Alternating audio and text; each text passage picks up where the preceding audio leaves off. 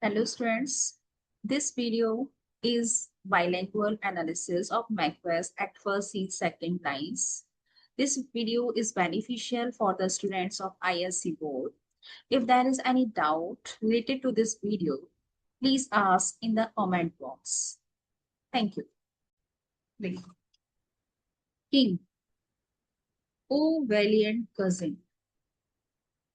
Macbeth is a relative of King Duncan also. So King is addressing Macbeth. Macbeth is not here, but he is addressing him as a brave cousin. Worthy gentleman, oh worthy gentleman. This is also for Macbeth. King Duncan is very happy by such a achievement of Macbeth. Captain, as when the sun gains his reflection, shipwrecking storms and direful thunders break. So from that spring, whence comfort seemed to come, discomfort swells. The sun always from whence the sun gains his reflection. The sun always begins to shine in the east. From the east, the sun starts to give its reflection, to give its light. From where? Shipwrecking storms. From that direction also, the wind, the storm also emerge, which can create the incident like shipwrecking. Plus जिस direction से आपको सन आता हुआ नजर आता है, energy आती हुई नजर आती है, जिस डायरेक्शन से आपको सन की रेज आती हुई नजर आती है, जिस डायरेक्शन से आपको लगता है कि अब पूरी दुनिया में रोशनी फैल गई है, उसी डायरेक्शन से तूफान भी आते हैं जो आकर बड़े बड़े शिपों को धराशायी कर देते हैं। तो जिस डायरेक्शन से आपको अच्छी न्यूज मिलती है उस डायरेक्शन से बुरी न्यूज भी आती है। This is same happen. हाँ ये और है, डायरफुल थंडर्स ब्रेक, उसी इस डायरेक्शन से थंडर्स, डायरफुल डेंजरस खतरनाक, थंडर्स गड़गड़ाहट की आवाज भी ब्रेक होती है। तो east which is the direction of reflection of sun, same east is the direction of शिपwrecking storms and dangerous thunders. So that is simply so. जैसे अभी एग्जाम्पल दिया है ईस्ट से पॉजिटिव और नेगेटिव दोनों ही चीजों का, सेम वैसे ही from that spring whence comfort seem to come, discomfort swells. ठीक वैसे ही जो स्प्रिंग है मीन्स एनी सोर्स, जिस सोर्स से आपको कंफर्ट आता हुआ नजर आया उस सोर्स से डिस्कम्फर्ट भी आता है, मतलब डिस्कम्फर्ट भी स्वेल करता है, डिस्कम्फर्ट भी एग्जिस्ट करता है। तो जो स्प्रिंग है या मैकबेथ है या जहां से आपको बहुत खुशी नजर आ रही है किंग डंकन, उसी डायरेक्शन से डिस्कम्फर्ट भी आता है। कैसे हुआ क्या वहां पर? Mark, listen, king of Scotland, listen. No sooner justice had, with valor armed, compared these skipping kerns to trust their heels, but the Norwegian lord, surveying vantage with furvished arms and new supplies of men, began a fresh assault. अभी तक सब कुछ positively चल रहा था, जैसे कि no sooner, as soon as justice had, मतलब जस्टिस शोड इट्स फेस, जैसे कि हमको लगा कि अब न्याय या कुछ जस्ट एक्शन होने वाला है। वो क्या हो रहा था just action? Valour armed, arm with valour, valour का मतलब bravery, arm with bravery viz Macbeth. Macbeth जो ब्रेवरी से आर्म था, लबालब था, मैकबेथ ने कंपेयर कर दिया, मजबूर कर दिया दीज स्किपिंग टर्न्स। स्किपिंग का मतलब होता है डांसिंग, जंपिंग, तो this is very humorous word. Turns का मतलब फुट सोल्जर्स। फुट सोल्जर्स जो है वो not fighting, they were jumping, they were dancing, not dancing, मतलब in that way they had to fight, but they were not fighting. So they were called skipping. तो Macbeth ने skipping कर्न्स को मजबूर कर दिया टू ट्रस्ट देयर हील्स कि वो flee करें. ट्रस्ट देयर हील्स मतलब वो सर पर भाग जाएं. कहां से? बैटलफील्ड से. और मैकबेथ बिकेम सक्सेसफुल आल्सो. ये लोग भाग गए. But this is comforting news ना. बट एक डिस्कम्फर्टिंग न्यूज भी है. Macbeth was powerful, okay, but the king of Norway या Norwegian lord entered is at that time. Surveying vantage मतलब seeing an opportunity. Vantage मतलब opportunity. Surveying, perceiving. उन्होंने देखा कि अब मैकबेथ इज टायर्ड और ये जो नॉर्वेजियन किंग है inside of Macdonwald. Macdonwald is died now, killed now, और Macbeth is tired also. So he saw the opportunity. And after seeing the opportunity with furvished arms, furvished मतलब newly acquired, furvished मतलब newly acquired arms, armors, weapons, ठीक है, and new supplies of man. New supplies मतलब not tired, fully fresh troop of army. तो Norwegian king जो है वो fresh weapon के साथ, फ्रेश आर्मी के साथ बिगेन अ फ्रेश असॉल्ट. उन्होंने एक नया असॉल्ट, नया अटैक कर डाला. Macbeth is tired fully because Macbeth was fighting continuously. He didn't get any relax. His army also tired. But now the twist is this: other person, opponent is Norwegian king who has furvished arm, who has new supply of men. So he is in the condition to defeat Macbeth. The overall captain is saying कि you are very comforted by hearing the news about Macbeth's bravery, but there is some discomforting news also that a king with new supplies has entered in the battlefield. King, dismayed not this, our captains, Macbeth and Banquo. Now Duncan is asking, this new attack, did did this new attack dismay my captains? क्या इस new attack से मेरे captains जो है वो डरे क्या, निराश हुए क्या? They felt discouraged. उनको क्या डिस्करेज फील हुआ? अभी तक आपने बैंको का नाम नहीं सुना था. नाउ बैंको आल्सो एंटर्ड इन दिस सी. तो डिसमेड नॉट दिस, उन्होंने इस टाइप से पूछा क्या इस न्यू अटैक से मेरे कैप्टन डरे तो नहीं, डरे तो नहीं? तो आंसर क्या मिला? Yes, they didn't, they weren't डिसमेड. वो नहीं डरे. अब यहाँ पे फिर से आपको सिम्बलीज मिलेंगी. As sparrows eagles and hare the lion. जैसे कोई गौरैया आकर, स्पैरो आकर ईगल्स को डराती है, जैसे कोई स्मॉल डियर आकर लॉइन को डराता है, सिचुएशन ठीक वैसे ही थी. Norwegian king you thinking very powerful, but before Macbeth and Banquo, they are like sparrows or they are like a small deer. Understood ये वाली लाइन? मतलब सामने वाले की आर्मी को बहुत कम दिखाया जा रहा है और मैकबेथ और बैंको को क्या सिमली दी जा रही है कि ईगल्स की तरह थे, ये लॉइन की तरह थे, और सामने वाली आर्मी स्पैरोज की तरह या डियर की तरह थी. इफ आई से सूथ, सूथ का मतलब ट्रुथ, अगर मैं सच बोलूं, I must report they were as cannons overcharged with double cracks. So they doubly redoubled strokes upon the foe.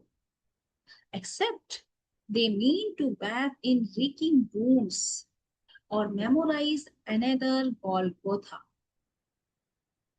एक एक वर्ड को बहुत ध्यान से देखना. एज, अगेन सिंपली, बैंको and Macbeth seemed there as cannons. Cannons, तोपें. दोनों ऐसी तोपों की तरह थे. Which cannons were overcharged, not charged, overcharged. With cracks, not with cracks, double cracks. Cracks मतलब explosives.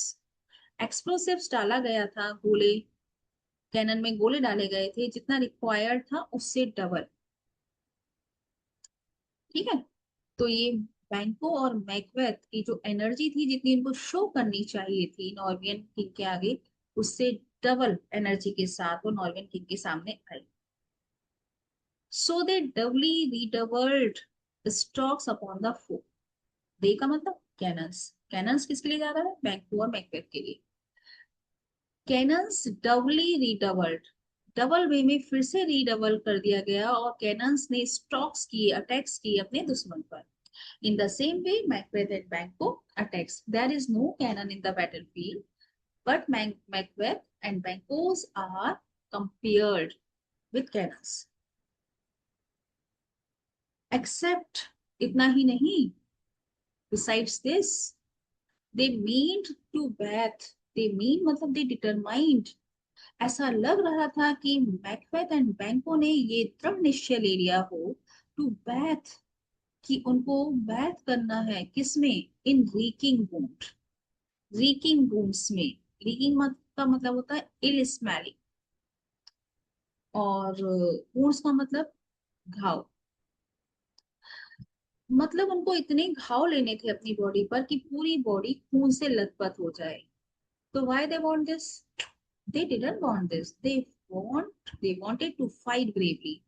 एंड जब सामने वाला भी इतना ताकतवर है तो वो आपको वुंड्स देगा ही. तो you are ready to take wounds. You are ready to take ill-smelling blood from your body or memorize another Golgotha.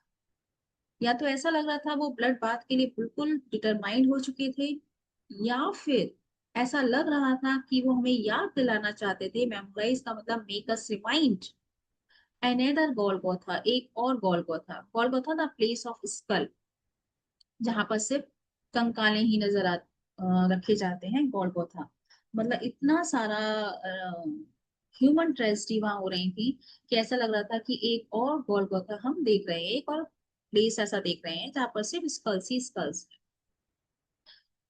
तो in these lines, what captain is saying? Captain comparing Macbeth and Banquo with eagles and loin, and with cannons also, and he was showing their heroism. और आपने पढ़ा था ना, with the feeling of violence, yeah, with the scene of violence, Shakespeare is trying to heighten the bravery of Macbeth. यहाँ भी आप violence देख रहे हैं, skulls देख रहे हैं, अटैक देख रहे हैं. Then captain was saying, I cannot tell more, but I am faint, I am feeling fainted. My gashes का means again wounds, cry for help. Gashes are personified. My wounds are crying to be healed, या to be dressed. King, so well thy words become thee as thy wounds. King Duncan is saying, your words are as worthy of you as your wounds. मतलब you are so brave that these wounds are suitable on your body, and in the same way your words are very suitable which you were saying. They smack of honor both in your words and in your wounds. In both things there is a smell of honor. Go and get him surgeon. वो exit चला जाता, कहते हैं उसको surgeon तक पहुंचा.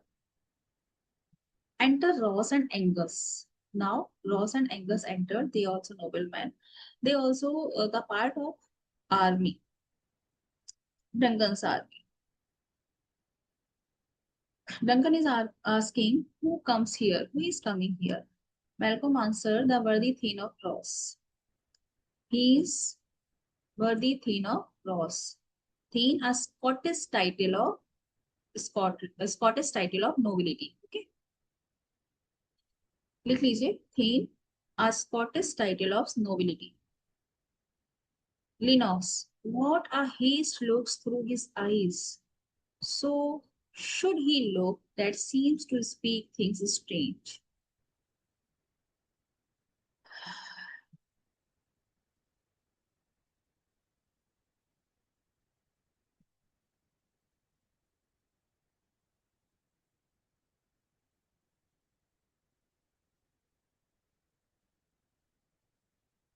Ross and Angus are coming and Lennox, Malcolm and Duncan was there. Huh?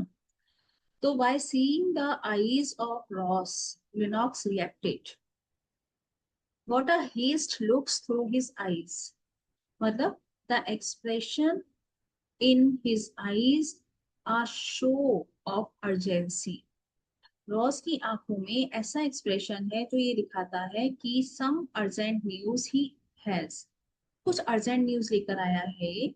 So should he look that seems to speak things strange, and his eyes ऐसे show कर रही हैं कि he is going to say something which is very strange. ये कुछ ऐसा कहने जा रहा है जो बहुत ज्यादा strange. Ross, God save the king. This is a salutation type. King, whence camest thou? From where you are coming, worthy Thani? Ross, from Fife, great king. I am coming from Fife. Fife is a place. Where the Norwegian banners flout the sky and fan our people cold, Norway himself with terrible numbers, assisted by that most disloyal traitor, the Thane of Cador began a dismal conflict till the Vallonas bridegroom lapped in proof, confronted him with sad comparisons, point against point, rebellions after his arm, curbing his lavish spirit, and to conclude the victory fell on us. Before this, Captain was saying that there was the entry of Norwegian king, and Banquo and Macbeth were fighting bravely. Only this. Now, in continuous way, Ross is saying something else related to that. In starting 4-5 lines, you can see the power of Norwegian king. Then again, we can see the power of Macbeth. Norwegian banners, Norwegian king's banners, flags. Flags of the Norwegian army wave in the sky, wave in the air, as if challenging the sky. नॉर्वेन army जो है वो अपने झंडे लेकर आ रही थी, वो झंडे ऐसे लहरा रहे थे मानो कि वो स्काई को ही चैलेंज कर रहे हो कि आज हम छोड़ेंगे नहीं. इतनी बड़ी आर्मी थी. Like this. क्लाउड का मतलब challenge, challenge the sky. By flying high challenge the sky. जब आप बहुत high high high high high उड़ रहे हैं, इसका मतलब आप क्या करना चाह रहे हैं, आप उसको चैलेंज दे रहे हैं. And fan our people cold. और जब झंडे बहुत तेज तेज हॉइस्टिंग कर रहे हैं या फ्लाई कर रहे हैं the sky in the air, तो उन झंडों ने क्या किया, फैन किया, फोर्स किया हमारे लोगों को, हमारी आर्मी को, कि हमारी आर्मी क्या हो गई, पैनिक स्ट्रिकन. कोल्ड का मतलब पैनिक स्ट्रिकन, वो पैनिक हो गई. ओ, सामने तो बहुत बड़ी आर्मी आ रही है, हाउ कैन वी फाइट, है ना. पैनिक स्ट्रिकन हो गई. Norway himself with terrible numbers, assisted by that most disloyal traitor. Norway, the king of Norway, खुद by खुद king of Norway with terrible number. Terrible का मतलब a lot of people in his army. Assisted और उसको support मिला हुआ था by the most disloyal traitor. बहुत ही disloyal traitor, धोखेबाज के द्वारा, the Thane of Cador, और वो था Thane of Cador. Thane of Cador ने उसको support किया हुआ था. और नॉर्वेन किंग जो है उस सपोर्ट के साथ a dismal conflict, वहां पर बैटलफील्ड में एक डिस्मल, डिस्मल का मतलब थ्रेटनिंग, थ्रेटनिंग कन्फ्लिक्ट ले आया. कन्फ्लिक्ट का मतलब कंफ्यूजन. अब तक लग रहा था मैकबेथ जीतेगा, बैंको जीतेगा, everything in our favour, but by this एक threatening conflict emerged in the battlefield. और ये थ्रेटनिंग कन्फ्लिक्ट बैटलफील्ड में तब तक थी till until that Bellona's bridegroom laughed in proof. Bellona's bridegroom. Bellona, god of war, goddess of war, goddess of war. ठीक है. Bridegroom, husband. This term is given to Macbeth. Macbeth को Bellona's bridegroom की तरह दिखाया है. Laughed in proof. Laughed in proof. In proof का मतलब tested armored, मतलब armored, fully armored. फिर मैकबेथ जो है फुल्ली आर्मर्ड होकर उसने कन्फ्रंट किया, कन्फ्रंटेड या encountered him with self comparison. Self comparison का मीनिंग लिखिए counter movement, COUNTER, counter movement. मतलब सामने वाले ने अगर स्पीयर से अटैक किया तो इसने भी स्पीयर से किया, सामने तलवार से किया इसने भी तलवार से किया, सामने वाले ने आर्म्स अपने हाथों से किया तो उसने भी हाथों से. तो सेल्फ कंपैरिजन में फाइट हुआ. Point against point, rebellious arms against rebellious arm. Curving his lavish spirit. और मैकबेथ ने बहुत जल्दी ही सामने वाले की lavish, insolent, INSOLENT, insolent, evil spirit को कर्व कर लिया, कंट्रोल कर लिया. एंड सो कंक्लूजन ये है, the victory fell on us. We are victorious. Then king said, great happiness, this is a matter of great happiness. Ross dead now. Now, Suno, the Norway's kings, जो नॉर्वेन king की अब तक हम बात कर रहे थे उनका नाम है स्योनो. Craves composition. क्रेव्स का मतलब बेग्स, रिक्वेस्ट्स. वो रिक्वेस्ट कर रहे हैं कंपोजिशन पीस, पीस ट्रीटी. उन्हें समझौता चाहिए. Nor would we dine him burial of his man till he disbursed at St. Paul Inch $10,000 to our general use. तो हम पीस ट्रीटी के तौर पर उनसे एक समझौता करके आए हैं. Deny him, allow him, we will not allow him. Burial of his man, burial of his soldier. हम उनके सोल्जर्स को का अंतिम संस्कार नहीं करने देंगे. टिल ही डिस्बर्स्ड, जब तक कि वो डिसबर्स्ड नहीं कर देते at Saint Colme inch. Saint Colme inch में, आइलैंड में, $10,000, $10,000 हमारे जनरल यूज के लिए. मतलब उनके सोल्जर का वरियल तब तक हम नहीं होने देंगे जब तक कि he will not pay us $10,000 at St. Colum's Inch, St. Column Island. तब तक हम उनके जनरल को, सॉरी उनके सोल्जर्स का बरियल नहीं होने देंगे. ये ट्रीटी या इस टाइप का कंप्रोमाइज हम करके आए हैं. King no more that thane of Cawdor shall deceive. अभी किंग का ही आयरॉनिक लाइन है, ड्रामेटिक आयरनी है कि अब आगे no thane of Cawdor shall deceive, मुझे कोई थीन ऑफ कडोर डिसीव नहीं करेगा. इसी लाइन में आपको पता है कि अब again he will be deceived by thane of Cawdor. our bosom interest, our bosom interest का मतलब है our heart's trust. Thane of Cawdor अब आगे कभी भी मेरे हार्ट के ट्रस्ट को, मतलब मेरे ट्रस्ट को नुकसान नहीं पहुंचाएगा. गो प्रोनाउंस इज प्रेजेंट डेथ, जाओ उसकी सेंटेंस टू डेथ को अनाउंस कर दो. And with his farmer title great Macbeth, और उसका टाइटल कन्फर कर दो Macbeth. Ross I will see it done, Ross ने कहा ठीक है मैं ऐसा करूंगा. कि व्हाट ही हैड लॉस्ट, जो थीन ऑफ कडोर ने लॉस किया, नोबल मैकबेथ हैड वन, उस चीज को नोबल मैकबेथ जो है वो जीत चुका है. ठीक है.